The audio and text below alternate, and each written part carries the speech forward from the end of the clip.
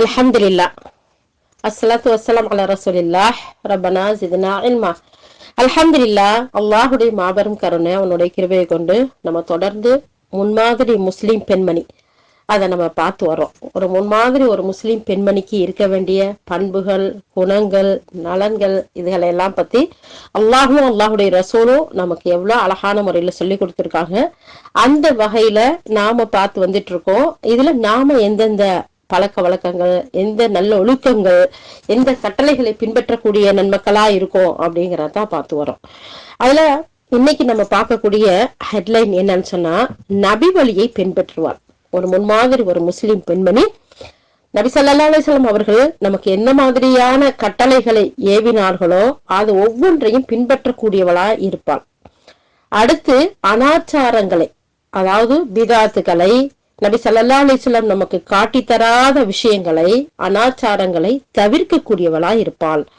இந்த இதுல தான் இப்ப நம்ம இந்த ஹெட்லைன்ல தான் இப்ப நம்ம பார்க்க போறோம். அப்போ அதுக்கு தகுந்த வசனம் தான் சூரா ஆல இம்ரான்ல 31, 32வது வசனத்தை பார்த்தோம். தனது மார்க்க நேர்வழியை அறிந்திருக்கின்ற ஒரு முஸ்லிம் பெண்மணி நபி ஸல்லல்லாஹு அலைஹி வஸல்லம் அவர்களுடைய வழிமுறைகளை ஏற்று நடக்கக்கூடியவளா இருப்பாள். நபி ஸல்லல்லாஹு அலைஹி வஸல்லம் அவங்க எந்த சொற்களை சொன்னார்களோ, எந்த செயல்கள் முறைகளை நமக்கு காட்டி தந்தார்களோ அந்த செயல்முறைகளை பின்பற்றக்கூடியவளா ஒரு முன்மாதிரி ஒரு முஸ்லிம் பெண்மணி இருப்பா. அவர்களுக்கு மாறு செய்வத, யாருக்கு? அல்லாஹ்வுடைய ரசூலுக்கு மாறு செய்வத பெரும் குற்றமா நினைப்பா. தன்னுடைய ஒவ்வொரு செயல்கள் அனைத்திலையுமே நபி ஸல்லல்லாஹு அலைஹி வஸல்லம் அவர்களுடைய வழிகாட்டலுக்கு ஏற்ப அமைத்துக் கொள்வாள். உடை, நடை, உணவு, எல்லா விஷயத்திலும் எப்படி இருப்பா? நபி ஸல்லல்லாஹு அலைஹி வஸல்லம் நமக்கு எப்படி நமக்கு வழிகாட்டி தந்தாங்களோ அந்த மாதிரி அமைச்சுக்கிடுவான். தன்னுடைய இஷ்டத்துக்கோ இல்ல உலக விஷயத்துக்கான உலக மற்ற மனிதர்களை முன்மாதிரியாவும் எடுக்க மாட்டா. அல்லாஹுடைய தூதர் நமக்கு காட்டி கொடுத்து அந்த வழிமுறையில அமைச்சுக்கிறோம். இந்த மார்க்கத்துல நபி ஸல்லல்லாஹு அலைஹி வஸல்லம் அவங்களுடைய வழிகாட்டல் இல்லாத புதிய சடங்குகள் இருக்குல்ல, புதிய விஷயங்கள், புதிய சடங்குகளை உருவாக்குறது குற்றங்கிறத விளங்கி வச்சிருப்பான். இது இஸ்லாம் நமக்கு அனுமதிக்காதது, அங்கீகரிக்காதது, அல்லாஹ்வுடைய ரசூல் நமக்கு காட்டி தராதது அப்படிங்கிற ஒரு விஷயத்த தெரிஞ்சு விளங்கி வச்சிருப்பான். அது மட்டும் இல்லாம அதுக்கு இந்த விஷயங்கள் குறித்து இந்த அல்லாஹும் அல்லாஹுடைய ரசூலுடைய வழிகாட்டுதல் படி மட்டும்தான் வாழணும் அப்படிங்கிறதுக்கு நமக்கு ஏராளமான குர்ஆன் வசனங்களை ரெஃபரன்ஸா அல்லாஹ் சுப்ஹானஹு வ தஆலா தர்றான். அதை ஆசிரியர் நமக்கு அழகான முறையில எடுத்து கொடுக்குறாங்க. 56வது அத்தியாயத்துல 7வது வசனத்துல அல்லாஹ் சுப்ஹானஹு வ தஆலா சொல்லி காட்டுறான், தூதர் உங்களுக்கு கொடுத்ததை எடுத்துக்கொள்ளுங்கள், அவர் உங்களுக்கு தடுத்ததை விட்டு விலகி கொள்ளுங்கள், அல்லாஹுக்கே பயந்து கொள்ளுங்கள். 59வது அத்தியாயத்துல 7வது வசனம். அடுத்து நம்ம இன்னைக்கு இப்ப ஓதுனோம் இல்லையா, அதுல அல்லாஹ் சுப்ஹானஹு வ தஆலா சொல்றான் 3வது அத்தியாயத்துல 31, 32வது வசனத்துல அல்லாஹ் சுப்ஹானஹு வ தஆலா சொல்றான், நபியே, மனிதர்களை நோக்கி நீர் கூறுவீராக, நீங்கள் அல்லாஹ்வை நேசிப்பவர்களாக இருந்தால் என்னை நீங்கள் பின்பற்றுங்கள், அல்லாஹ் உங்களை நேசிப்பான், உங்கள் பாவங்களையும் உங்களுக்காக அவன் மன்னித்து விடுவான். நபியே, மேலும் நீர் கூறுவீராக, அல்லாஹுக்கும் அவனுடைய தூதருக்கும் நீங்கள் கீழ்ப்படிந்து நடங்கள், பின்னர் நீங்கள் புறக்கணித்தால் நிச்சயமாக அல்லாஹ் தன்னை நிராகரிப்போரை நேசிக்க மாட்டான். அப்போ அல்லாஹ் இந்த 2 வசனத்துல யார நேசிப்பான், யார நேசிக்க மாட்டாங்கிறத ரொம்ப அழகா சொல்றான். அப்ப நபியே, இந்த மக்களை பார்த்து நீங்க சொல்லுங்க, நீங்க அல்லாஹ்வை நேசிக்க கூடியவர்களா இருக்கிறீங்களா? என்னுடைய வழிகாட்டுதல், என்னுடைய வழிமுறை எது ஆகமாக்கப்பட்டது, எது தடுக்கப்பட்டது, எது ஹலால், எது ஹராம், ஒவ்வொரு விஷயங்களையும் அல்லாஹ் சுப்ஹானஹு வ தஆலா என் மூலமா இந்த மார்க்கத்துல அவனுடைய வேதத்திலையும் சரி என்னுடைய வழிகாட்டுதலையும் சரி அழகான முறையில அல்லாஹ் தஆலா சொல்லி கொடுத்திருக்கான். அப்போ அதனால நீங்க ஒவ்வொருத்தரும் என்ன செய்யுங்க, என்னை பின்பற்றி வாழுங்க, அல்லாஹுடைய தூதர் ஸல்லல்லாஹு அலைஹி வஸல்லம் சொல்றாங்க. அப்போ அல்லாஹ் என்ன செய்வான், உங்களை நேசிப்பான். சுப்ஹானல்லாஹ். அல்லாஹுடைய நேசம் நமக்கு வந்துருச்சுன்னு சொன்னா, அவனுடைய நேசம் நமக்கு கிடைச்சிருச்சுன்னு சொன்னா, வேற என்ன நமக்கு இந்த உலகத்திலையும் சரி மறு உலகத்திலையும் சரி நமக்கு வேற என்ன வேண்டி இருக்குது இல்லையா? அப்போ அல்லாஹ் சுப்ஹானஹு வ தஆலா அல்லாஹுடைய தூதரை பின்பற்றி நடக்கிறதுல அல்லாஹுடைய நேசம் இருக்குது. அது மட்டும் இல்ல, உங்கள் பாவங்களையும் உங்களுக்காக அவன் மன்னிச்சிருவான். நீங்க இதுக்கு முன்னாடி அறியாமல் பாவம் செய்திருந்தீர்களா, தவறு செய்திருந்தீர்களா, விலகி இந்த மார்க்கத்தை புறக்கணிச்சு நடந்திருந்தீங்களா, இப்ப திருந்திட்டீங்களா, அல்லாஹ்வுடைய ரசூல் சொல்றதன்படி வாழக்கூடிய வாழ்க்கையை நீங்க தேர்ந்தெடுத்துக்கிட்டீங்களா? யார் இந்த வாழ்க்கையை தேர்ந்தெடுப்பா? அல்லாஹுவை நேசிக்கக்கூடியவர்கள் தான் அல்லாஹ்வுடைய ரசூலை நேசிப்பார்கள், அல்லாஹ்வுடைய ரசூலை பின்பற்றி நடப்பாங்க. சோ அப்போ அப்படி அல்லாஹ்வை நேசிக்கக்கூடிய மக்கள் அல்லாஹ்வுடைய ரசூலை பின்பற்றி வாழ்ந்தால் அல்லாஹ்வுடைய நேசம் கிடைக்குது. முதல்ல அல்லாஹ் சுப்ஹானஹு வ தஆலா சொல்ற, நீங்க அல்லாஹ்வை நேசிக்கிறீங்களா, உங்களை அல்லாஹ் நேசிப்பான். அது மட்டும் இல்ல, உங்கள்ட்ட இருந்து உங்களுடைய தீமைகளை அகற்றிடுவேன். நீங்க பாவம் செய்யக்கூடியவர்களா இருந்தா கூட அந்த தீமைகளை எல்லாம் உங்கள்ட்ட இருந்து நான் போக்கிடுவேங்கிறான். அது மட்டும் இல்ல, அல்லாஹ் உங்களுடைய பாவங்களை மன்னிப்ப உங்களுக்கு கிருபை செய்வேன்னு சொல்றான். அப்போ அல்லாஹாலா நீங்க அல்லாஹுடைய ரசூலை பின்பற்றி நடக்கக்கூடியவர்களா இருந்தா உங்களை அல்லாஹ் நேசிப்பான், உங்களுடைய பாவங்களை உங்களுக்காக மன்னிச்சிருவான். ஆல இம்ரான் 3வது சூரா 31வது வசனம்.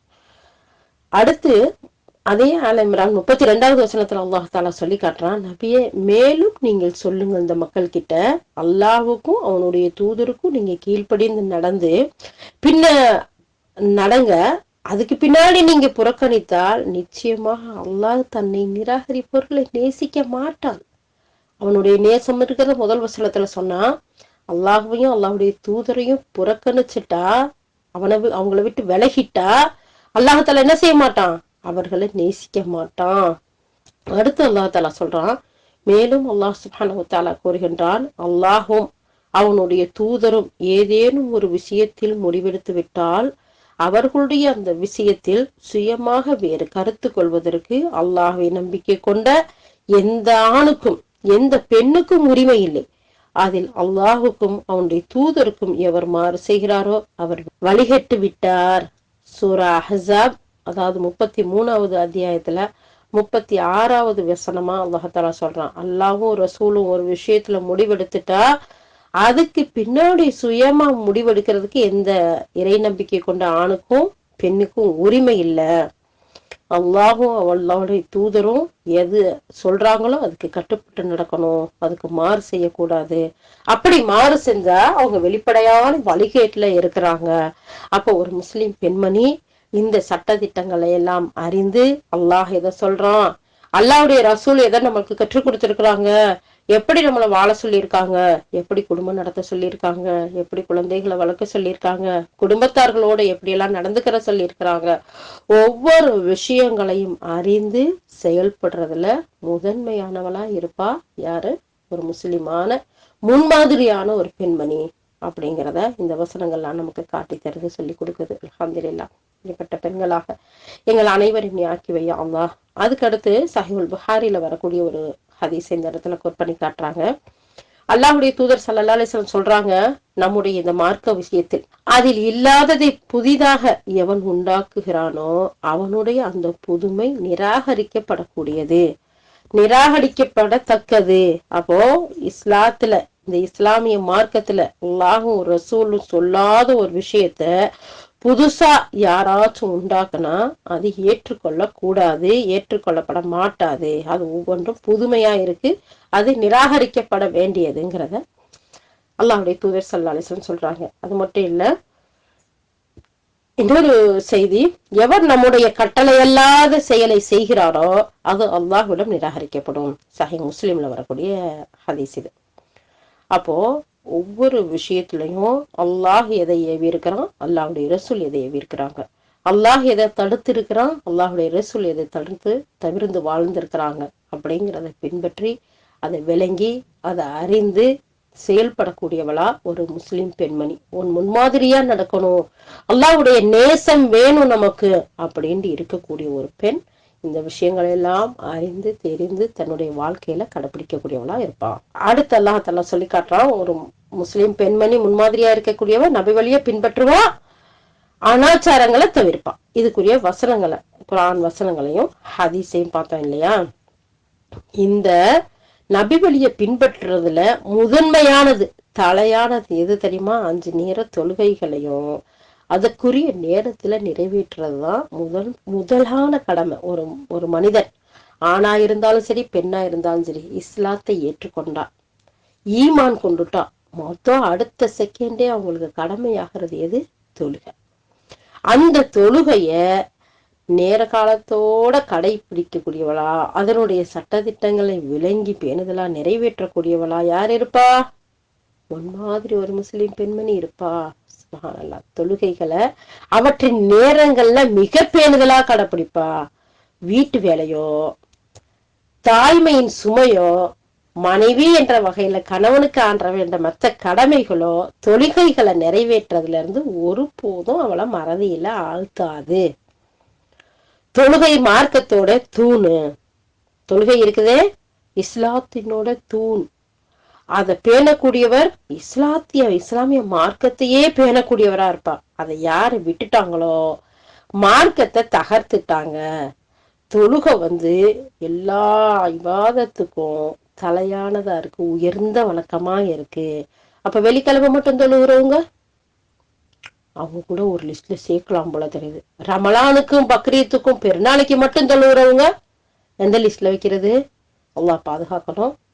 இந்த வசனத்தை கேட்டதுல இருந்து, இந்த செய்திகள் எல்லாம் பார்த்ததுல இருந்து அல்ஹம்துலில்லாஹ் நம்முடைய சகோதர சகோதரிகள்ல, நம்மளுடைய அழகிய குடும்ப அமைப்புல நிறைய மக்கள் தொழக்கூடியவர்களா இருக்கிறாங்க. ஆனா இன்னும் பேணுதலோட அதோட அவ்வல் பக்தில பேணி தொழக்கூடியவர்களா இன்ஷா அல்லாஹ் நம்ம ஒவ்வொருத்தரையும் அல்லாஹ் சுப்ஹானஹு வ தஆலா ஆக்கி கொடுக்கணும். ஆனா முதல் கடமை ஈமான் கொண்டதுக்கு பின்னாடி தொழுகை. அந்த தொழுகையை பேணக்கூடியவளா இருப்பா. இப்ப இந்த இடத்துல என்ன சொல்றாங்க? வீட்டு வேலைகள் அவள் தொழுகையை தடுக்காது. பிள்ளை குழந்தை பிறந்திருக்கு, டெலிவரியில அந்த ஹைலுடைய அந்த நிஃபாஸுடைய டைம் தவிர எப்ப நம்ம கிளீனாகி சுத்தமாயிட்டோமோ அதுல இருந்து ஒரு வக்து தொழுகை கூட எனக்கு புள்ள இருக்கு, பால் கொடுக்கணும், சுச்சு போயிடுச்சு, கக்கா போயிடுச்சு சொல்றதுக்கெல்லாம் நோ எக்ஸ்கியூஸ் இல்லையா? அப்போ எல்லாத்துக்கும் இந்த மார்க்கத்துல அழகான முறையில வழிகாட்டுதல் இருக்கு. தொழுகையை விடுறதுக்கு வழிகாட்டுதல் இல்ல. உடம்புக்கு முடியலையா, பயணத்துல இருக்கிறீங்களா, உங்களுடைய சூழ்நிலைக்கு தகுந்த மாதிரி கூட்டி குறைச்சு சேர்த்து அந்த மாதிரி உட்கார்ந்து தொழுகலாம். ஏன் முடியலன்னா படுத்துக்கிட்டு தொழுகலாம். படுத்தும் தொழுக முடியலையா ஜாட காட்டியாச்சும் தொழுகணுமே தவிர தொழுகையை விடுறதுக்கு மட்டும் இஸ்லாத்துல அனுமதி இல்லை. அப்போ ஒரு பெண் அதுலயும் முன்மாதிரியா இருக்கணும். அல்லாஹுடைய நேசம் வேணும்ன்ற பெண் வீட்டு வேலைகளை காரணம் காட்ட மாட்டா, குழந்தை பெற்றிருக்கிறத காரணம் காட்ட மாட்டா, கணவனுக்கு மனைவிக்கு தன்னுடைய குடும்பத்தாருக்கு வேலை செஞ்சு எனக்கு டைம் இல்லைங்கிற அந்த ஒரு காரணத்தையும் அவ சொல்ல மாட்டான். ஒவ்வொரு நேரத்துல தொழுகையையும் கரெக்டா குறிப்பா நிறைவேற்றக்கூடியவளா. ஏன் தெரியுமா? அது மார்க்கத்தோட தூணா இருக்கு. அதை பேணக்கூடியவளா இருப்பா. அதை விட்டவ மார்க்கத்தையே விட்டதுக்கு சமம், மார்க்கத்துடைய தூணை தகர்த்ததுக்கு சமம். அப்படிப்பட்ட ஒரு விவாதத்தா தொழுகை அல்லாஹ் ஆக்கி இருக்கிறான். அதனால இந்த மார்க்கத்துடைய தூணை நிலைநாட்டக்கூடியவளா இருப்பா. இந்த இடத்துல புகாரி சஹி முஸ்லிம்ல வரக்கூடிய ஒரு ஹதீஸ பதிவு பண்றாங்க. அப்துல்லாஹ் இப்னு மசூத் ரலியல்லாஹு சொல்றாங்க, நான் அல்லாஹ்வுடைய தூதர் ஸல்லல்லாஹு அலைஹி வஸல்லம் அவங்கள்ட்ட செயல்கள்ல மிக சிறந்த செயல் ஏது, அல்லாஹுடைய தூதரை எனக்கு கற்றுக் கொடுங்கன்னு சொல்லி நான் கேட்டேன். அதுக்கு அவங்க சொன்னாங்க, தொழுகையை அதற்குரிய நேரத்துல நிறைவேற்றுறதுன்றாங்க. என்னதுமா? தொழுகையை அதுக்கு உரிய நேரத்துல நிறைவேற்றுறது, எல்லாத்தையும் சேர்த்து மொத்தமா தொழுகிறது, டைம் இல்ல அப்படின்னு சொல்லிட்டு தொழுகையை விடுறது. புள்ள பெற்றவங்களுக்கு தொழுகை கடமை இல்ல, குடும்ப வேலை பாக்குறவங்களுக்கு தொழுகை கடமை இல்ல, பிரயாணத்துல இருந்தா மொத்தமா சேர்த்து தொழுதுக்கரலாம் கடமை இல்ல, அப்படிலாம் இல்ல. லொஹர் அசரோட இல்ல அசர லொஹரோட, மஹரிப இஷாவோட அல்லது இஷாவ மஹரிபோட இப்படி சேர்த்து தொழுகத்தான் அனுமதி இருக்கே தவிர மொத்தமா ஃபஜ்ர்ல இருந்துச்சு இஷா வரைக்கும் சேர்த்து தொழுகிறதுக்கு அனுமதி கிடையாது. சரியா? அப்போ அல்லாஹ்வுடைய தூதர் ஸல்லல்லாஹு அலைஹி வஸல்லம் நான் கேட்டேன், செயல்கள்லயே சிறந்த செயல் எது யா ரசூலுல்லாஹ் ஸல்லல்லாஹு அலைஹி வஸல்லம் அப்படின்னு நான் கேட்டேன். அவங்க சொன்னாங்க, தொழுகைய அதுக்கு உரிய நேரத்துல நிறைவேற்றுறதுன்னு சொன்னாங்க. பிறகு எதுன்னு சொல்லி கேட்டேன், பெற்றோருக்கு நீங்க நன்மை செய்வது. அப்ப பாருங்க, இத பத்தி நம்ம நிறைய பார்த்திருக்கோம். பெற்றோர் ஒருத்தரோ 2 பேரோ நம்ம கிட்ட இருக்கும்போது அவர்களுக்கு நன்மை செய்வது, அல்லாஹுடைய இபாதத்தை அவனை வணங்குறதுக்கு அடுத்ததா, அல்லாஹுக்கு ஈமான் கொள்றதுக்கு அடுத்ததா அல்லாஹால சொல்லக்கூடிய நிறைய செய்தி பெற்றோருக்கு நன்மை செய்வது, பெற்றோர்களுடைய நலனை நாடுவது, பெற்றோர்களிட பணிவோடு இருந்துக்கிறது, பெற்றோருக்கு ரெஸ்பெக்டா நடக்கிறது. இதைத்தான் அல்லாஹ் சுப்ஹானஹு வ தஆலா இந்த ஒரு இடத்துல மட்டும் இல்ல, இது ஹதீஸ்ல வரக்கூடிய செய்தி. குர்ஆன் வசனத்திலே அல்லாஹ் தனக்கு அடுத்த இடத்துல பெற்றோரை தான் வச்சிருக்கான்.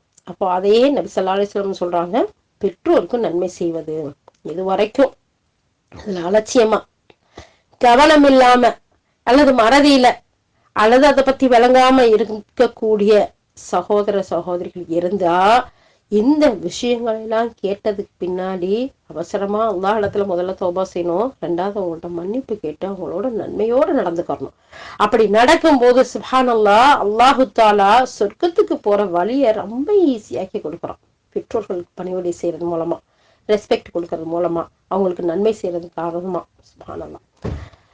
அப்போ அதுக்கு அடுத்து பிறகு என்ன யார சொல்லலாம் அப்படின்னு நான் கேட்டேன். அல்லாஹுடைய பாதையில போர் செய்யறது அப்படின்னு சொன்னாங்க.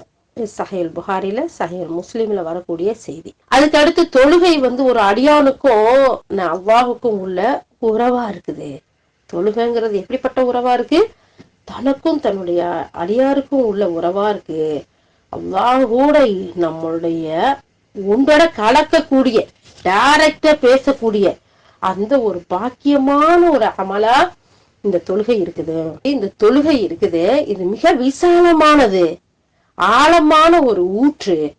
இறை அருளை, இறைவனுடைய திருப்திய மனிதனுக்கு பெற்றுத்தரக்கூடிய ஒரு அமலா இருக்குது. அது மட்டுமா, அந்த தொழுகைங்கிற அந்த ஊற்றுல, அந்த ஆற்றுல அழுக்குகளை, குற்றங்களை, பாவங்களா கழுவிக்கொள்ள முடியும் சொல்றாங்க. எப்படி? புகாரில வரக்கூடிய, முஸ்லிம்ல வரக்கூடிய செய்தியில அபூ ஹுரைரா ரலியல்லாஹு சொல்றாங்க, அல்லாஹ்வின் தூதர் ஸல்லல்லாஹு அலைஹி வஸல்லம் நான் கேட்டேன், உங்கள ஒருவரோட வீட்டு வாசலுக்கு முன்னாடி நதி ஒண்ணு ஓடுது, அதுல அவர் 5 வேளை குளிக்கிறார். அப்போ அவரது உடல்ல அழுக்கு எது இருக்குமா என்று அல்லாஹ்வின் தூதர் ஸல்லல்லாஹு அலைஹி வஸல்லம் கேட்டார்கள். அவரது அழுக்கு ஏதும் மீதம் இருக்காது என்றனர் மக்கள். அதுதான் 5 நேர தொழுகைகளின் தன்மையாகும். அவற்றின் மூலம் அல்லாஹ் பாவங்களை கழித்து விடுகின்றான் அப்படின்னு சொல்லி அல்லாஹுடைய தூதர் ஸல்லல்லாஹு அலைஹி வஸல்லம் சொன்னாங்கங்கிற செய்திய அபூ ஹுரைரா ரலியல்லாஹு அறிவிக்கிறாங்க. சஹீஹ் புகாரி, சஹீஹ் முஸ்லிம்ல பதியப்பட்டிருக்கு. இதே செய்திய சஹீஹ் முஸ்லிம்ல பதியப்பட்டிருக்கு. ஜாபிர் ரலியல்லாஹு சொல்றாங்க, அல்லாஹுடைய தூதர் ஸல்லல்லாஹு அலைஹி வஸல்லம் சொன்னாங்க, 5 நேர தொழுகைகளின் எடுத்துக்காட்டு ஆழமான ஓடும் ஒரு நதியை போல. அது உங்கள் ஒருவருடைய வாசலுக்கு முன்னாடி இருக்குது. அதுல அவர் 5 முறை ஒவ்வொரு நாளும் குளிக்கிறாரு. அப்படி குளிச்சா அவர்கிட்ட அழுக்கு எது இருக்குமா? தூய்மையற்ற நிலைமை இருக்குமா? சுப்ஹானல்லாஹ். ஒரு நாளைக்கு காலையிலயும் சாயந்தரமும் குளிக்கிறவங்களே கமகமான்னு மணக்கிறாங்க, அழகா சந்தோஷமா செழிப்பா இருக்கிறாங்க. 5 தடவை குளிச்சா சுப்ஹானல்லாஹ். அப்ப நம்ம கிட்ட இருந்து நம்மளுடைய பாவங்களை போக்கக்கூடியதா, நம்மளை பரிசுத்தப்படுத்தக்கூடியதா இந்த தொழுகை இருக்குது. அல்லாஹுடைய தூதர் எவ்வளவு அழகான ஒரு உதாரணத்தை காட்டுறாங்க பாருங்க. அது மட்டும் இல்லாம இந்த தொழுகை அடியார்களுக்கும் அல்லாஹுக்கும் அல்லாஹுடைய அருளா இருக்குது. தொழுகை அடியார்களுக்கு அல்லாஹுடைய அருளா இருக்கு.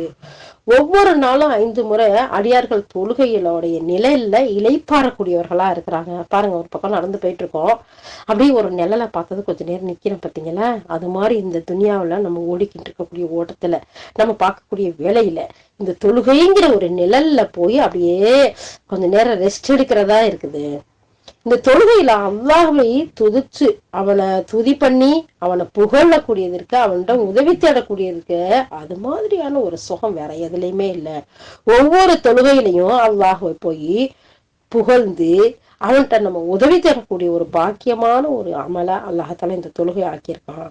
மேலும் அல்லாஹுடைய அருளையும் அன்பையும் அவனது நேர்வழியையும் பாவ மன்னிப்பையும் ஒவ்வொரு தொழுகையில நம்ம கேட்டு பெறக்கூடிய ஒரு உயர்ந்த உன்னதமான வணக்கமா இந்த தொழுகை அமைஞ்சிருக்குது. சோ அதனால இந்த தொழுபவர்களுடைய பாவ கரைகளை அந்த தொழுகை என்ன செய்து போக்கிடுறதோட அவர்களை பரிசுத்தமா வச்சிருக்குது.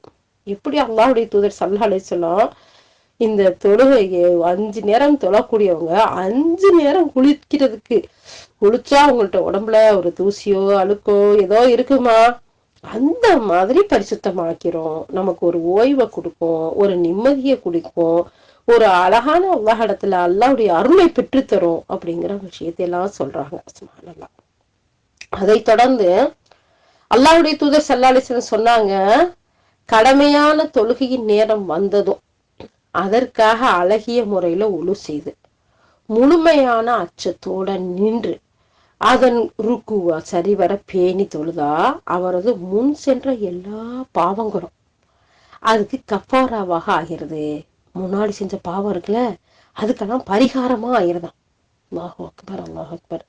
அதாவது அந்த பாவங்களை அழிச்சிருது. ஆனா பெரும் பாவம் நிகழாமல் இருக்கணும். வட்டி, கொலை, விபச்சாரம் இதெல்லாம் பெரும் பாவமா இருக்குல்ல, இது மாதிரியானது. இந்த மாதிரி பெரும் பாவங்கள் நிகழாம இருந்திருக்கணும். அப்படி பெரும் பாவம் செய்யறது இருந்தா அதுக்காக வருந்தி மன்னிப்பு தேடணும். அதெல்லாம அது எல்லா காலத்திலையும் உண்டு. அதாவது அல்லாஹ்வின் இந்த அருள் உலக மக்கள் அனைவருக்கும் எல்லா காலத்திற்கும் பொதுவானது. சஹீஹுல் முஸ்லிம்ல பதிவு பண்ணியிருக்க ஹதீஸ் இது. அப்போ ஒரு மனிதன், ஒரு முஸ்லிம் பெண்மணி, அதுலயும் முன்மாதிரியா இருக்கணும்னு நினைக்கக்கூடிய ஒரு பெண்மணி, அந்த தொழுகை நேரம் வந்த உடனே அதுக்காக போய் அவளு செஞ்சு அச்சத்தோட உள்ளச்சத்தோட தக்குவாவோட நின்று தொழுது ருக்குவ அவசரமா சுசுலாம் சொல்லி ஓடாம சுபஹான ரப்பியல் அதீம் குறைஞ்சது 3 தடவை, கூடுனது 7 தடவை நமக்கு டைம் இருக்கிற வரைக்கும் சொல்லலாம். அதுக்கு அடுத்த நிலையில அழகா நின்று சமி அல்லாஹு லிமன் ஹமிதா ஹம்தன் கசீரன் தய்யிபன் முபாரகன் ஃபீஹ், இந்த ஒரு துவாவை ஓதுன சஹாபிக்கு அந்த துவாவை எடுத்துட்டு போறதுக்கு 30 மலக்குகள் போட்டி போட்டு ஓடி வந்தாங்களாம்.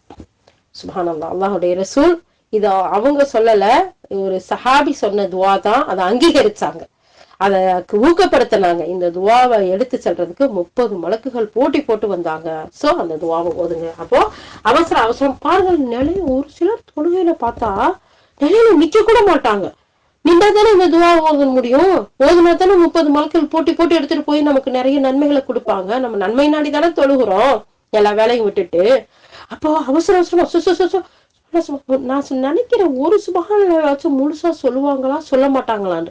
அதே மாதிரி சஜ்தாவுக்கு போனா பாருங்களேன், நெத்தி போய் படுமா படலையான்னு கூட ஒரு சிலர் தெரியாது. அந்த நிலையில ஒரு சஜ்தா செஞ்சுட்டு அந்த சஜ்தால சேர்றோம், சுபஹான ரப்பியல் ஆலா, உயர்ந்த என்னுடைய ரப்பு, எல்லாவற்றிற்கும் உயர்ந்த என்னுடைய ரப்பு, பரிசுத்தமானவன். இதை நம்ம சொல்லணுமா இல்லையா? குறைஞ்சது 3 தடவை, கூடுனது நமக்கு எவ்வளவுக்கு முடியுதோ அது சொல்லிட்டு நம்ம நிலைக்கு ரப்பி அஃபிர்லி, யாரெல்லாம் என்னை மன்னிச்சிரு, யாரெல்லாம் என்னை மன்னிச்சிரு, யாரெல்லாம் என்னை மன்னிச்சிரு. இந்த தொழுகை அல்லாஹ்கிட்ட அப்படி ஒரு பாவ மன்னிப்பு தேடுறது, நம்ம ரப்ப கூப்பிட்டு பேசுறது, அதுல நிக்காம நிலைக்காம ஓடியா எப்படி ஒருத்தட்ட போய் நம்ம ஏதோ ஒரு தப்பு பண்ணிட்டோம், ஏதோ ஒரு பாவம் செஞ்சுட்டோம், ஏதோ ஒரு மாறு செஞ்சுட்டோம், அந்த மனுஷன்ட்ட போய் நம்ம என்ன செய்ய, சாரி ப்ளீஸ் மன்னிச்சிருங்கம்மா, நாளைக்கு மறுமையில நின்றாதீங்க, கையை பிடிச்சி கேட்போம், ஒரு பரிவா கேட்போம். ஆனா ஒரு செகண்ட் நின்றாச்சும் மன்னிப்பு கேட்க வேணாமா? சாரின்ட்டு ஓடிக்கிட்டே இருந்தோம்னா அவன் மன்னிப்பானா? அப்ப அந்த மாதிரி நம்ம போய் ருக்குலையும் சுஜூதுலையும் அடிச்சு விழுந்து எந்திரிச்சா அந்த தொழுகையில என்ன பிரயோஜனம் இருக்குது? ஒரு பிரயோஜனம் இல்லை.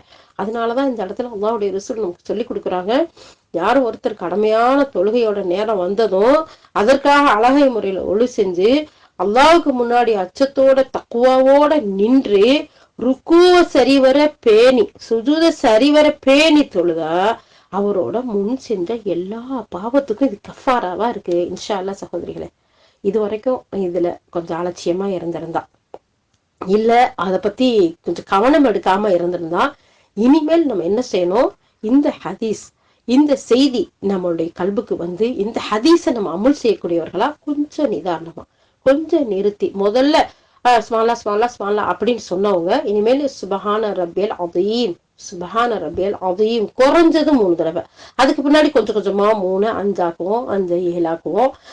நம்ம நேரம் காலத்தை பொறுத்து இருந்துக்குவோம் இன்ஷா அல்லாஹ். இப்போ நம்ம ஒவ்வொரு தடவை நியத்து வைப்போம், நான் ருக்குவா சுஜூத பேணி நிதானமா என் ரப்பு கிட்ட நான் மன்னிப்பு கேட்டு என் ரப்ப நான் புகழ்ந்து டைம் எடுத்து தொழுகுவேன். என்ன நேரம் வந்துட போகுது, 2 நிமிஷம் இருக்கிறது ஒரு 4 நிமிஷம், ஒரு 5 நிமிஷம், 24 மணி நேரத்துல ஒரு தொழுகையை நிதானமா தொழுதா 10 நிமிஷம் அல்ஹம்துலில்லாஹ் போதுமானது. அப்ப 50 நிமிஷம் 5 நேரம் தொழுகைக்கும் அட்லீஸ்ட் 1 மணி நேரமே ஆயிட்டு போகுது. 23 மணி நேரத்தை நமக்கும் நம்முடைய குடும்பத்துக்கும் துனியாவுக்கும் கழிச்சிட்டு நம்ம 1 ஹவர் அல்லாஹ்வை வணங்குறதுக்கு, இவ்வளவு நியமத்துக்களை கொடுத்த ரப்ப வணங்குறதுக்கு நம்ம டைம் எடுக்கலண்டா நம்ம எப்படி நன்றி உள்ள அடியானா இருக்க முடியும்? இல்லையா? அது மட்டும் இல்லாம அல்லாஹாலா சொல்றான், அல்லாஹ்வுடைய ரசூல் மூலமா அழகா சொல்றாங்க, யார் ஒருத்தர் நேரம் வந்ததோட அழகா உது செஞ்சுட்டு அதுக்குன்னு டைம் எடுத்து ஒழு செஞ்சு தக்குவாவோட ருக்கு சுஜூத பேணி தொழுகிறாங்களோ அவங்களுடைய பாவங்கள் ஒவ்வொன்றுக்கு அது கஃபாராவா இருக்கு. அல்லாஹ் எல்லா பாவத்தையும் அழிச்சிடறான், பெரும்பாவங்களை தவிர.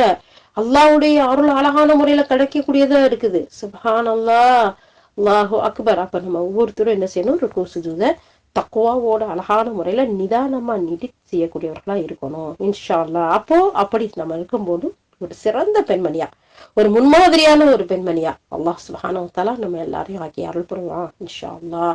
யா அல்லாஹ் அப்படிப்பட்ட பெண்களா எங்களை அனைவரையும் ஆக்கி அல்லாஹ். இப்ப நாம அப்படி நிதானத்துல வரையில நம்மளை பார்க்கக்கூடிய பிள்ளை, நம்மளுடைய குடும்பத்தார்கள், நாம பிற மக்களுக்கு சொல்லும் போது எவ்வளவு பேர் இதை அழகான முறையில அமைச்சுக்கலாம் இன்ஷா அல்லாஹ். அதுக்கடுத்து வந்து பாருங்க, தொழுகையோட சிறப்பும் அதோட முக்கியத்துவமும், அதனால தொழுகையாளுக்கு ஏற்படக்கூடிய நன்மை மற்றும் அதுல ஏற்படக்கூடிய பரக்கத்து, அதுல இருக்கக்கூடிய அருள் வளங்கள், இத பத்தி நபி ஸல்லல்லாஹு அலைஹி வஸல்லம் அவங்களுடைய ஹதீஸ்ல நிறைய சொல்லியிருக்காங்க. அதையும் அல்லாஹ்வுக்கு முன்னாடி பணிவோட பயத்தோட தங்களுடைய தொழுகையில நிறைவேற்றவர்களுக்கு, அப்படிப்பட்ட முஸ்லிம்களுக்கு இந்த அல்லாஹ்வுடைய ரசூல் சொல்லியிருக்காங்கல்ல, இங்க கோட் பண்ணியிருக்க ஹதீஸ் வந்து ஒரு 2-3 ஹதீஸை தான் இங்க கோட் பண்ணி காட்டியிருக்காங்க. ஆனா இந்த தொழுகைக்கு இருக்க சிறப்பு, அந்த தொழுகையை பேணக்கூடியதுல இருக்கக்கூடிய முக்கியத்துவம், தொழுகையாளுக்கு அல்லாஹாலா எப்படிப்பட்ட நன்மையெல்லாம் வச்சிருக்கான், எப்படிப்பட்ட பரக்கத்தும் அருளையும் அல்லாஹாலா ஏராளமா வச்சிருக்கான் அப்படிங்கிறத அல்லாஹ்வுடைய தூதர் நிறைய ஹதீஸ்ல சொல்லியிருக்காங்க. அப்ப இந்த தொழுகையை பேணிய அச்சத்தோட பயத்தோட யாரெல்லாம் தொழக்கூடிய ஆண்களா பெண்களா இருக்கிறாங்களோ அவங்க அனைவருக்கும் இந்த அத்தனை நன்மையும் கிடைக்கும், அனைத்தையும் அடைந்து கொள்வாங்க அப்படிங்கறதுல எந்த சந்தேகமும் இல்லைன்னு இந்த இடத்துல கிதாபை எழுதக்கூடிய ஆசிரியர் சொல்றாரு. அல்ஹம்துலில்லாஹ். அப்படிப்பட்ட சிறப்புக்குரிய மக்களா எங்கள் அனைவரையும் ஆக்கி வையலாம். அடுத்து, இந்த தொழுகைய மஸ்ஜிதுல கூட்டு தொழுகையில கலந்துக்குருவா. என்னடா புதுசா சொல்றீங்க? ஆம்பளை தானே தொழுகணும் பள்ளியில போய், என்னம்மா புதுசா சொல்றீங்க? பொம்பளைங்களுக்குமா? பாப்போமா, இங்க வாங்க, எவ்வளவு ஹதீஸ் அதை பத்தி இருக்குதுன்னு பாருங்களேன். மஸ்ஜிதுக்கு வந்து தொழ வேணும்ன்ற அவசியத்தை இஸ்லாம் பெண்களுக்கு விதிக்கல, கட்டாயமாக்கல. ஆண்களுக்கு தான் கட்டாயமாக்கி இருக்கு. இருப்பினும் மஸ்ஜிதுல நடக்கக்கூடிய அந்த கூட்டு தொழுகையில பெண்கள் பங்கு பெறதுக்கு அனுமதி கொடுத்திருக்கு. அல்லாஹ்வின் தூதர் ஸல்லல்லாஹு அலைஹி வஸல்லம் காலத்துல அப்படி பெண்கள் மஸ்ஜிதுல ஜமாத்துல கூட்டு தொழுகையில சேர்ந்து தொழுதிருக்கிறாங்க. உம்முல் முஃமினீன், அல்லாஹ்வை நம்பிக்கொண்டவர்களின் அன்னை ஆயிஷா ரலியல்லாஹு அவங்க சொல்றாங்க, அல்லாஹ்வின் தூதர் ஸல்லல்லாஹு அலைஹி வஸல்லம் ஃபஜ்ர் தொழுகை வைப்பாங்க. அதுல அவர்களோட முஃமின்களான பெண்களும் தங்களுடைய போர்வைகளை போத்தி மூடியவர்களாக வந்து கலந்து கொள்வார்கள். பின்னர் தாங்கள் இல்லங்களுக்கு திரும்புவார்கள், அவர்களை யாரும் தெரிந்து கொள்ள முடியாது. ஃபத்ஹுல் பாரியில பதியப்பட்டிருக்கு. ஆயிஷா ரலியல்லாஹு சொல்றாங்க, நபி ஸல்லல்லாஹு அலைஹி வஸல்லம் காலத்துல ஃபஜ்ர் தொழுகைக்கே பொம்பளைங்க எந்திரிச்சு ஜமாத்துக்கு போவாங்களாம். அப்போ அவங்களை யாருன்னு தெரியாத அளவுக்கு அப்படின்னு சொன்னா நல்ல இருட்டு. அந்த ஃபஜ்ருடைய தொழுகைய அவ்வல் வக்து வந்த கொஞ்ச நேரத்துல தொழுதுட்டு இருந்திருக்கணும், அப்படித்தானே? அப்பதானே அந்த இருட்டுல நமக்கு யாருன்னு தெரியாது. அப்ப கொஞ்சம் லேட் ஆகி தொழுகிறாங்க பாத்தீங்களா, அந்த அப்ப எல்லாம் பாருங்களேன் போய் தொழுதுட்டு வர்றது தெரியும். அப்போ பெண்கள் அந்த நேரத்துல வந்து கலந்துக்கிடுவாங்க. அப்ப முழுமையா அவங்கள மறைத்து கொண்டு போர்வையால் போர்த்தியவர்களா வந்து தொழுதுட்டு போவாங்க. திரும்ப தொழுது முடிச்சு போகக்கூடிய நேரத்துல கூட அவங்கள யாரு இன்னாரதான் வந்துட்டு போறாங்கன்னு அறிய முடியாது அப்படிங்கிறாங்க. அப்ப ஃபஜ்ர் ஜமாத்துக்கே பெண்கள் போய் தொழக்கூடியவர்களா இருந்தாங்கன்னா எவ்வளவு அதிகாலையில அவங்க எந்திரிச்சிருக்கணும். மீண்டும் ஆயிஷா ரலியல்லாஹு சொல்றாங்க, ஃபஜ்ர் தொழுகைக்காக இஸ்லாமிய பெண்கள் தங்களை துணியால் நன்கு மறைத்து கொண்டு அல்லாஹ்வின் தூதர் ஸல்லல்லாஹு அலைஹி வஸல்லம் அவர்களோட தொழுவாங்க. காலை தொழுகை முடிஞ்சதுக்கு பின்னாடி அவங்க தங்களுடைய இல்லத்துக்கு திரும்புவாங்க. அதிகாலை நேரமா இருக்கிறதுனால அவர்களை யாரும் அறிந்து கொள்ள முடியாது. இது புகாரில வரக்கூடிய ஹதீஸ். நாம் தொலை வைக்கிற போது குழந்தைகள் அழுவதை கேட்டா அல்லாஹ்வுடைய ரசூல் சொல்றாங்க, அல்லாஹ்வுடைய தூதர் தங்கள் தொழுகைகளை சுருக்கி கொள்வாங்க. இதோ அல்லாஹ்வின் தூதர் ஸல்லல்லாஹு அலைஹி வஸல்லம் சொல்வதை நம்மளே கேட்போமே.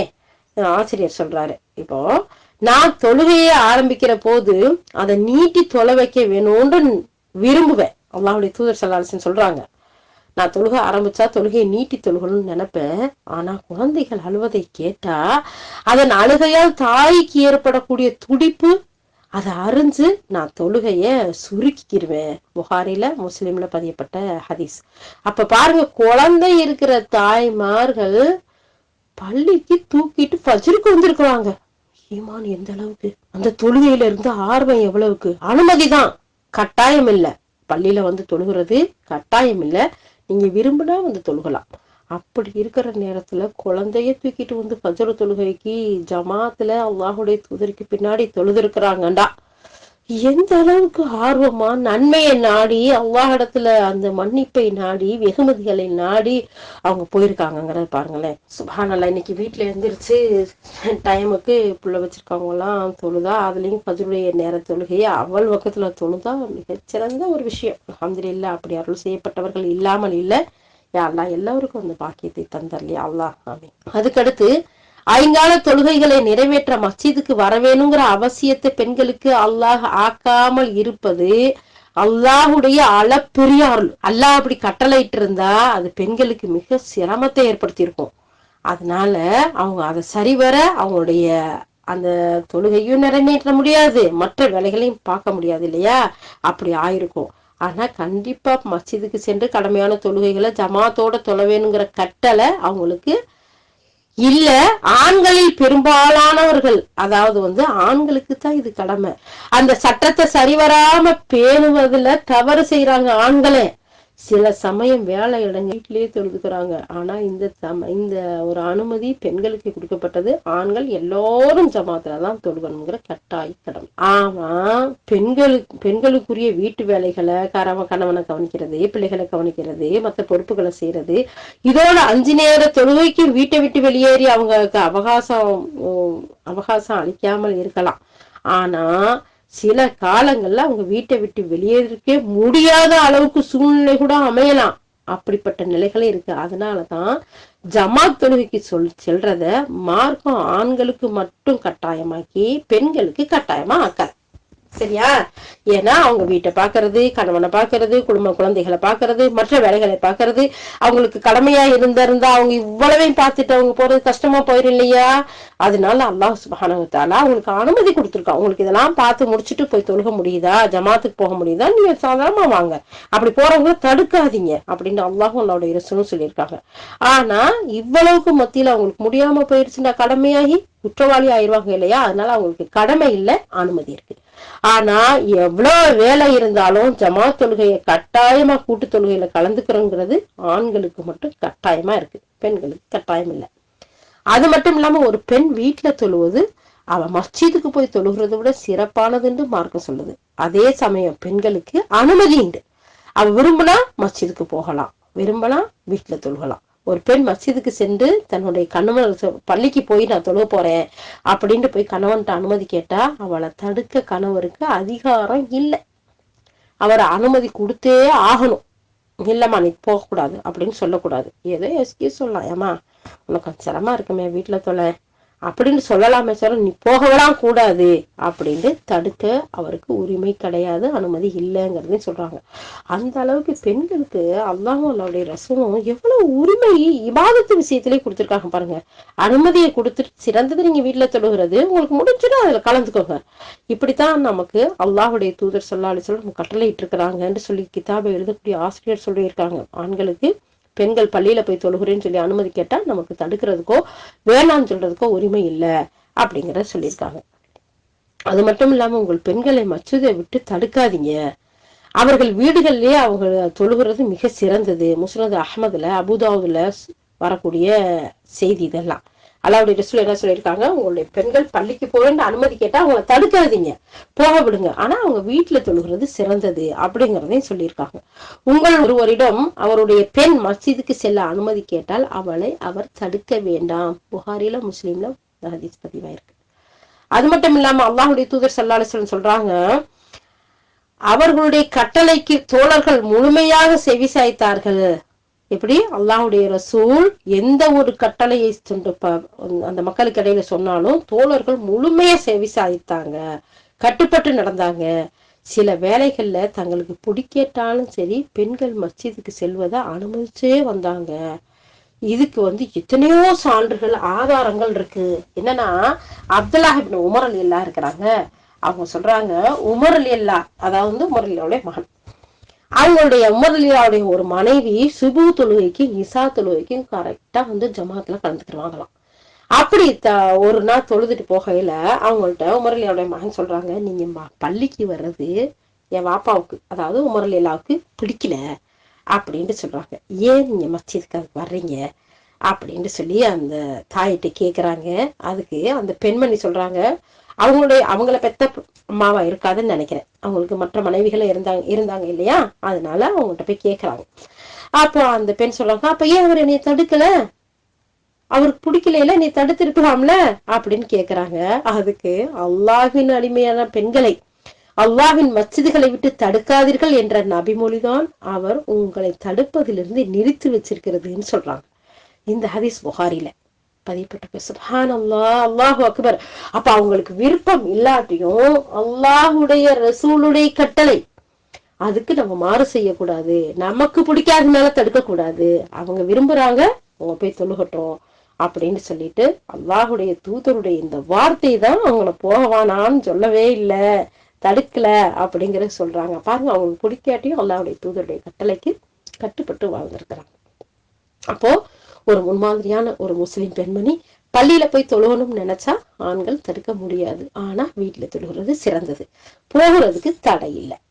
அதே மாதிரி மஸ்ஜிதுக்கு செல்ல பெண்களுக்கு அனுமதி உண்டு, ஆண்கள் அவர்களை தடுக்க கூடாதுங்கிற தடையும் இருக்கிறதுனால நபி ஸல்லல்லாஹு அலைஹி அவங்களுடைய காலத்துல, அதுக்கு பின்னாடி வந்த காலத்திலயும் மஸ்ஜிதுக்கு வரக்கூடிய வழக்கம் பெண்கள்கிட்ட இருந்துச்சு. அங்க அவங்க தொழுகையை நிலைநாட்டுவாங்க, நிறைவேற்றுவாங்க. நபி ஸல்லல்லாஹு அலைஹி வஸல்லம் சொல்லக்கூடிய நல்ல உபதேசங்களை கேட்கக்கூடியவர்களாகும். பொதுமக்கள் முஸ்லிம்கள் இருக்காங்கல்ல, அவங்களுடைய பொது வாழ்க்கையில பங்கெடுத்துக்கிற கூடியவர்களாகவும், நபி ஸல்லல்லாஹு அலைஹி வஸல்லம் அவங்களுடைய நல்ல பிரார்த்தனையில கலந்து கொள்ளக்கூடியவர்களாகவும், முஸ்லிம்களுடைய வாழ்க்கையில ஜமாத் அந்த தொழுகை கட்டமைக்கப்பட்ட நாள் முதல்ல இந்த பழக்கம் இருந்து வந்திருக்கு. பெண்களும் என்ன செஞ்சிருக்காங்க, ஜமாத்து தொழுகையில கலந்துக்கிறது மட்டும் இல்ல, அந்த நேரத்துல நடக்கக்கூடிய அந்த பொது சமுதாய பணியிலையும் கலந்துகிட்டு இருக்கிறாங்க. நபி ஸல்லல்லாஹு அலைஹி வஸல்லம் அந்த இடத்துல சொல்லக்கூடிய நல்ல உபதேசங்களை கேட்டு பின்பற்றி நடக்கக்கூடியவர்களா பெண்கள் இருந்திருக்கிறாங்க. அது மட்டும் இல்லாம அந்த இடத்துல அல்லாஹ்வுடைய தூதர் ஸல்லல்லாஹு அலைஹி வஸல்லம் துஆ செய்வாங்க இல்லையா, அந்த பிரார்த்தனையிலையும் பெண்கள் பங்கு பெற்றிருக்கிறாங்க. அது மட்டும் இல்லாம சுப்ஹானல்லாஹ், முஸ்லிம்களுடைய வாழ்க்கையில ஜமாத் தொழுகை எப்ப ஆரம்பிச்சோ, எப்ப கடமையாக்கி போடுச்சோ, அந்த நாள்ல இருந்து இந்த பழக்கம் இருந்திருக்கு. முஸ்லிம் ஆண்களுக்கு எப்படி இருந்திருக்கோ அதே மாதிரி பெண்களும் இதுல பங்கு வச்சிருக்காங்க அப்படிங்கிற சொல்றாங்க. மதீனாவுக்கு வந்த போது முஸ்லிம்கள் பைத்துல் முகத்தஸை நோக்கி தொழக்கூடியவர்களா இருந்தாங்க. அதுக்கு பின்னாடிதான் அல்லாஹ் தாலா கஅபாவை முன்னோக்கி தொழக்கூடிய கட்டளையை அல்லாஹ் தாலா கொடுக்குறான். கிபிலா மாற்றம் நடைபெறுது. அந்த சமயத்துல தொழுகையில இருந்த முஸ்லிம்கள் அனைவருமே கஅபாவின் பக்கம் திரும்புறாங்க. அப்ப பார்த்தா இமாம் முதல்ல நின்று தொழு வைப்பாங்க, அதுக்கடுத்து ஆண்களோட வரிசை இருக்கும், அதுக்கடுத்து பெண்களுடைய வரிசை இருக்கும். இந்த நேரத்துல இந்த கிபிலா மாற்றம் நடந்தப்போ என்ன நடந்துச்சு, பைத்துல் முகத்தஸும் கஅபாவும் எதிரெதிர் திசையில இருந்ததுனால அப்படியே திரும்பும் போது பெண்கள் ஆண்கள் இருந்த இடத்துலயும் ஆண்கள் பெண்கள் இருந்த இடத்துலயும் வரிசை அமைஞ்சிருச்சு. ஃபத்ஹுல் பாரி சஹீஹ் முஸ்லிம்ல இந்த செய்தி பதியப்பட்டிருக்கு. அப்போ பாத்தீங்களா, அப்போ அந்த அளவுக்கு பெண்கள் ஜமாத்துல போய் தொழக்கூடியவர்களா இருந்தாங்க. அல்லாஹ்வுடைய தூதர் அனுமதி கொடுத்திருந்தாங்க, தடுக்கிறதுக்கு உரிமை இல்லைன்னு சொன்னாங்க, சிறந்ததையும் சொல்லி கொடுத்தாங்க, கடமையாவும் ஆக்கல. ஆனா அதை பயன்படுத்தி எந்த ஒரு நன்மையும் முஸ்லிம் பெண்மணியா இருக்கக்கூடியவங்க, அல்லாஹுடைய ரசூலுடையும் நேசத்தை பெறணும்னு விரும்பினவங்க, நன்மையில முந்தக்கூடியவர்களா இருந்தவங்க இந்த அளவுக்கு தன்னை அமைச்சுக்கிட்டாங்க அப்படிங்கிறத பாக்குறோம். சுப்ஹானல்லாஹ். அதே மாதிரி ஜும்மா தொழுகைக்குள்ளயும் கிரகண தொழுகை இருக்கு பாத்தீங்களா, இந்த சூரிய கிரகணம், அதுலயும் 2 ஈதுடைய தொழுகையிலையும் பங்கு பெறக்கூடியவர்களா இருந்தாங்க. முஅத்தினுடைய அழைப்பாளர் அழைக்கிற போதும் அதுக்கும் பதில் சொல்லுவாங்க. ஏன்னா ஒரு சில நேரத்துகள்ல அல்லாஹ்வுடைய தூதர் ஏதாச்சும் ஒரு விஷயத்த சொல்லணும்னா பாங்கு சொல்லுவாங்க, மக்கள் எல்லாம் ஒண்ணு சேருவாங்க. அந்த இடத்துல மக்கள் ஒண்ணு சேரும்போது பெண்களும் போய் ஒண்ணு சேர்ந்து அந்த இடத்துல கலந்துக்கிடுவாங்க. ஹிஷாம் பின்த் ஹாரிசா ரலியல்லாஹுங்கிற பெண்மணி சொல்றாங்க, அல்லாஹ்வின் தூதர் ஸல்லல்லாஹு அலைஹி வஸல்லம் ஒவ்வொரு வெள்ளிக்கிழையும் மிம்பரில் காஃப் சூராவை ஓதுவாங்க. நான், அதாவது காஃப்னு சொல்லக்கூடிய அந்த சூறாவை ஓதுவாங்க. நான் அவர்களுடைய நாவிலிருந்து ஓத கேட்டு அந்த சூறாவை மரணம் செஞ்சுட்டேன். அப்போ அவங்க அந்த அளவுக்கு தொடர்ந்து விடாம தொழுகைய அட்டன் பண்ணக்கூடியவர்களா இருந்திருக்கிறாங்க. அவங்க ஓத கேட்டு கேட்டு பைஹாட் பண்ணிட்டாங்க அப்படிங்கிறாங்க. இன்னொரு அறிவிப்புல சஹீஹ் முஸ்லிம் குறிப்பிடப்பட்டுள்ள இந்த உம்ரா பின் அப்துல் ரஹ்மானுடைய சகோதரி சொல்றாங்க, சூரா அந்த காஃப வெள்ளிக்கிழமை என்று நபி ஸல்லல்லாஹு அலைஹி வஸல்லம் அவங்க வாயிலா கற்றுக்கொண்டேன். ஒவ்வொரு வெள்ளிக்கிழமையிலும் மிம்பர்ல இருந்தவாறே அல்லாஹ்வின் தூதர் ஸல்லல்லாஹு அலைஹி வஸல்லம் அதை ஓதுவாங்க. வெள்ளிக்கிழமை தொழுகைக்கு அழகிய முறையில ஆயத்தமாகணும், அதற்காக தனிப்பட்ட முறையில தூய்மையானோம், ஆண்கள் பெண்கள் அனைவரும் ஜும்மாவிற்காக குளிப்பது சிறப்பு அப்படின்னு சொல்லி நமக்கு மார்க்கம் வழிகாட்டுது. சோ அப்ப பெண்கள் ஒவ்வொருத்தரும் எப்படிப்பட்டவங்களா இருந்திருக்கிறாங்க, ஜும்மாவுக்கு கலந்துக்கிறக்கூடியவர்களா இருந்திருக்காங்க. அப்ப இஸ்லாம் நமக்கு பெண்களை பள்ளிக்கு தொழுகிறத அனுமதிக்குது, தடுக்க கூடாதுன்னு சொல்லி இருக்குது. அது மட்டும் இல்ல, சிறந்ததையும் நமக்கு வழிகாட்டி இருக்குது. நம்ம எதை பின்பற்றி நம்மளால எந்த அளவுக்கு நடக்க முடியுமோ அந்த அளவுக்கு நடக்கலாம். அது மட்டும் இல்லாம அந்த வெள்ளிக்கிழமை குளிக்கிறது ஆண்களுக்கு மட்டும் இல்ல, பெண்களுக்கும் சுண்ணாவா ஒரு சிறப்பானதா இருக்கு. ஆண்கள் மற்றும் பெண்கள் ஜும்மா தொழுகைக்கு வருபவர்களுக்கு குளித்துக்கிறோம் அல்லாஹ்வுடைய தூதர் ஸல்லல்லாஹு அலைஹி வஸல்லம் சொல்லியிருக்கிறாங்க. புகாரில இப்னு ஹிப்பான்ல பதியப்பட்டிருக்கு. இதே மாதிரி அபூபக்கர் ரலியல்லாஹு அவர்களுடைய மகள் அஸ்மா ரலியல்லாஹு சொல்றாங்க, சூரிய கிரகண தொழுகைக்கு பின்னாடி அல்லாஹ்வுடைய தூதர் ஸல்லல்லாஹு அலைஹி வஸல்லம் உரை நிகழ்த்துவாங்க, குத்துபா செய்வாங்க.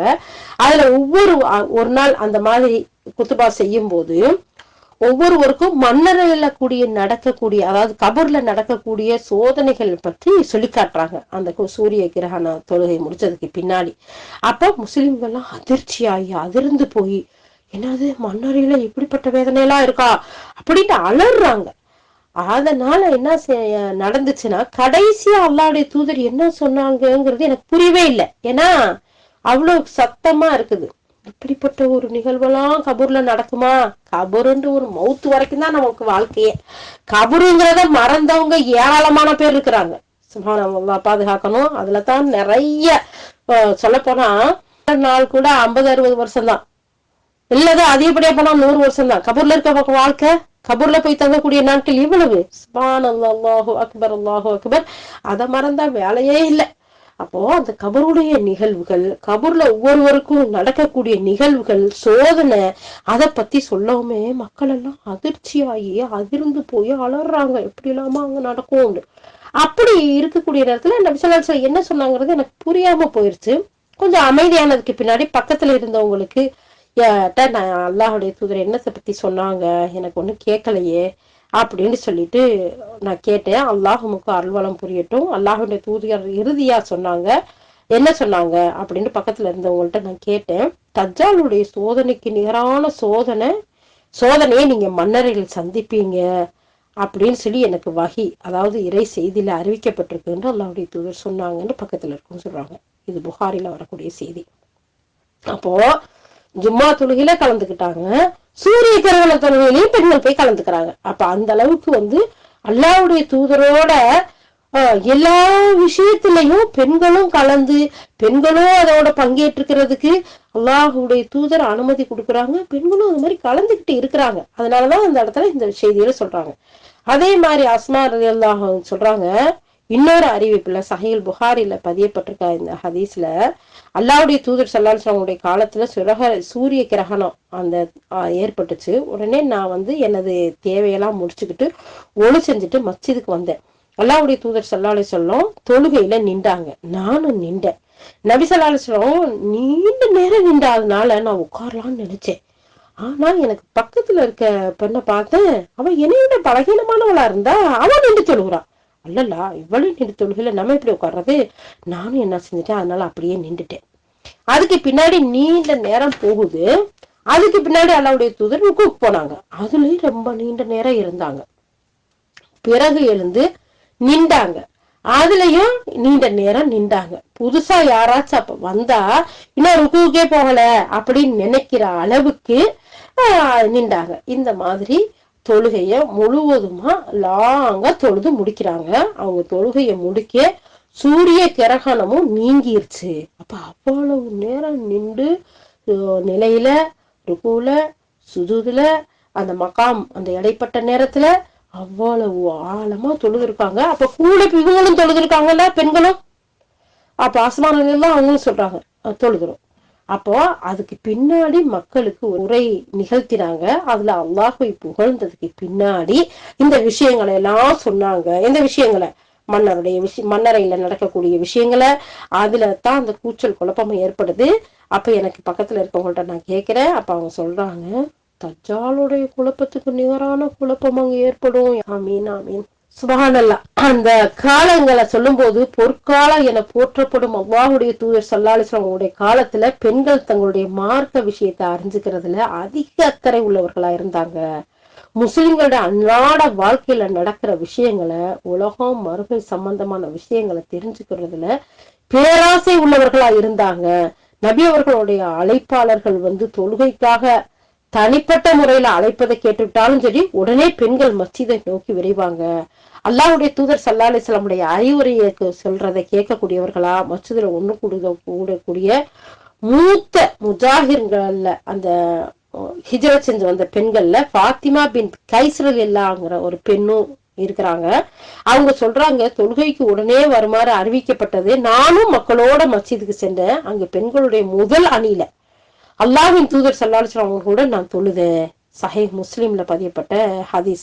அப்ப பல சந்தர்ப்பங்கள்ல பெண்கள் மஸ்ஜிதுக்கு வருகிற வழக்கம் உள்ளவர்களா இருந்திருக்காங்க. இது நபி ஸல்லல்லாஹு அலைஹி வஸல்லம் அவங்களுடைய காலத்துல மக்களுக்கு மத்தியில பரவலா இருந்த நல்ல பழக்கத்துல ஒன்று. இது ஆதாரபூர்வமான நபி மொழிகள்ல பதியப்பட்டிருக்கு, நமக்கு தெரியப்படுது. அப்போ நமக்கு அல்லாஹ்வுடைய பள்ளிக்கு பெண்கள் வர்றத தடை செய்யக்கூடாது. அவங்க வர்றதுக்கான ஒழுங்குகளை நம்ம ஏற்படுத்தி கொடுக்கணும். அது மட்டும் இல்லாம அங்க வரக்கூடிய நேரத்துல அவங்களுக்கு கட்டாயம் இல்ல, அப்படி வந்தா அவங்க நிறைய விஷயங்கள் அங்க நடக்கக்கூடிய நசிஹா, அதாவது உபதேசங்கள், அங்க நடக்கக்கூடிய ஆக்டிவிட்டி, நன்மைகள், அதுல அங்க இருக்கக்கூடிய பிரார்த்தனை எல்லாத்திலையும் பங்கு பெறக்கூடிய ஒரு பாக்கியத்தையும் அல்லாஹ் கொடுத்திருக்கான். ஆனா ஒரு சில நேரத்துல அந்த பெண்கள் மஸ்ஜிதுக்கு வருவதை தூதர் ஸல்லல்லாஹு அலைஹி வஸல்லம் அனுமதித்தே வந்தாங்க. ஆனா சில நேரத்துல சில தகாத விஷயங்கள் நடந்திருக்குது. இருப்பினும் அல்லாஹ்வுடைய தூதர் பெண்கள் பள்ளிக்கு வர்றதை தடை செய்யல. அவங்க என்ன செஞ்சிருக்காங்க, மஸ்ஜிதுக்கு வரணுங்கிறத ஊக்கப்படுத்தி இருக்கிறாங்க. ஏன்னு சொல்லி கேட்டா, அங்க நடந்த நிகழ்வுல ஒண்ணு சொல்லி காட்டுறாங்க. என்ன நிகழ்வுகள் அங்க நடந்துச்சு, எதனால அதை தடுக்கணும்னு சொல்றாங்க, ஆனாலும் தடுக்காம இருந்தாங்க அப்படிங்கிற செய்திய இன்ஷா அல்லாஹ் வரக்கூடிய வாரங்கள்ல பார்ப்போம். சுப்ஹானல்லாஹ். அப்போ ஒரு முஸ்லிம் பெண்மணி, அதுலயும் முன்மாதிரியா நடக்கணும்ன்ற ஒரு பெண்மணி நபி வழியை பின்பற்றுவா, அனாச்சாரங்கள்ல இருந்து தன்னை தவிர்த்துக்கிடுவா. அடுத்து மார்க்கத்துல புதுமைகள் எந்த ஒன்றையும் கொண்டு வர மாட்டா. அல்லாஹ்வுடைய நேசத்தை விரும்பினா அல்லாஹ்வுடைய ரசூலுக்கு கட்டுப்படக்கூடியவளா இருக்கணும். அப்படிங்கறதுல அல்லாஹ்வை நேசத்தை விரும்பக்கூடிய பெண்மணி தன்னுடைய தூதருடைய நேசத்தை விரும்புவாள். அப்படி விரும்பும் போது அல்லாஹ்வுடைய நேசம் கிடைப்பதோட அல்லாஹ்விடமிருந்து மன்னிப்பு கிடைக்கிறது அப்படிங்கிற ஒரு செய்தியை நம்ம பார்த்தோம். அதுல முதன்மையானது நம்ம தொழுகைய அதுக்குரிய நேரத்துல தொழுகிறது. தொழுகைக்கு எந்த ஒரு சாக்கு போக்கும் சொல்லாம இருக்கிறது. தொழுகைய வீட்டுல தொழுதாவே பெரிய விஷயம். அல்ஹம்துலில்லாஹ் அல்ஹம்துலில்லாஹ். அத முடிஞ்சுனா பள்ளிக்கு போய் தொழுகிறது. அப்படியான ஒரு வாய்ப்புகள் இருந்தா கலந்துக்கிறது இது எவ்வளவு பெரிய சிறந்தது அப்படிங்கறத நம்ம பார்த்தோம். பெண்கள் பள்ளிக்கு போய் தொழுகிறதுக்கான அமைப்பை அதுக்கு பின்னாடி வந்த காலத்துல இல்லாம ஆக்கிட்டாங்க. இப்ப மறுபடியும் ஒரு சில இடத்துகள்ல கொடுத்திருக்கிறாங்க. கட்டாயம் இல்ல, சந்தர்ப்பங்கள் கிடைக்கும் போது நம்ம அழகான முறையில இதுல கலந்துக்கலாம் அப்படிங்கிறதை நம்ம பார்த்தோம். இன்னும் இது சம்பந்தமா நிறைய விஷயங்கள் இருக்குது இதுல. அதெல்லாம் பார்க்கல ஆச்சரியமா இருக்கு. நபி ஸல்லல்லாஹு அலைஹி வஸல்லம் காலத்துல இவ்வளவு இருந்து இவ்வளவு அழகான ஒரு வழிமுறையை நமக்கு ஏற்படுத்தி கொடுத்திருக்கிறாங்களே அப்படின்னு சொல்லிட்டு இன்ஷா அல்லாஹ் வரக்கூடிய வாரங்கள்ல நம்ம அதை பத்தி எல்லாம் பார்ப்போம். யா அல்லாஹ் கேட்டதின்படி அமல் செய்யக்கூடிய மக்களாக எங்களை ஆக்கிவை. யா அல்லாஹ் எங்களை ஒவ்வொருவரையும் உன் மாதிரி முஸ்லிம் பெண்மணியாக, உன்னுடைய நேசத்துக்குரியவர்களாக, உன்னுடைய தூதரின் நேசத்துக்குரியவர்களாக, யா அல்லாஹ் உன்னுடைய மஃபிரத்துக்கு பட்டவர்களாக எங்கள் அனைவரையும் ஆக்கி வைப்பாயாக. யா அல்லாஹ் எங்களிடமிருந்து இந்த அமலை நீ ஏற்றுக்கொள்வாயாக. இதில் குற்றம் குறைகள் இருந்தால் அதை மன்னித்து மறைப்பாயாக. யா அல்லாஹ் நீ பொருந்திக் கொள்ளும் விதத்தில் நல்ல அமல்கள் செய்ய எங்களுக்கும் எங்கள் குடும்பத்தாருக்கும் எங்கள் உற்றார் உறவினர்களுக்கும் எங்கள் நண்பருக்கும் எங்கள் ஒரு மக்களுக்கும் உலகத்தில் உண்டான முஃமினான முஸ்லிம் அனைவருக்கும் அந்த அழகிய வாய்ப்பை தந்தருள்வாயாக. யா அல்லாஹ் ஈமானில் எங்களுக்கு உறுதியை தந்தருள்வாயாக. யா அல்லாஹ் கடைசி வரை ஈமானோடு வாழ்ந்து ஈமானோடு மரணிக்கக்கூடியவர்களா எங்களை ஆக்கி வைப்பாயாக. தொழுகையை நிலைநாட்டக்கூடிய நிறைவேற்றக்கூடியவர்களாக ஆக்கி வைப்பாயாக. அந்த தொழுகை ஜமாத்தோடு நிறைவேற்றக்கூடிய பாக்கியவான்களாக எங்கள் அனைவரையும் ஆக்கி அருள் புரிவாயாக. வாஹிரு தஅவானா அல்ஹம்துலில்லாஹி ரப்பில் ஆலமீன். சுப்ஹானல்லாஹி பிஹம்திஹி سبحانك اللهم وبحمدك نشهد ان لا اله الا انت نستغفرك ونتوب اليك. سبحان ربك رب العزة عما يصفون والسلام على المرسلين والحمد لله رب العالمين. السلام عليكم ورحمة الله وبركاته.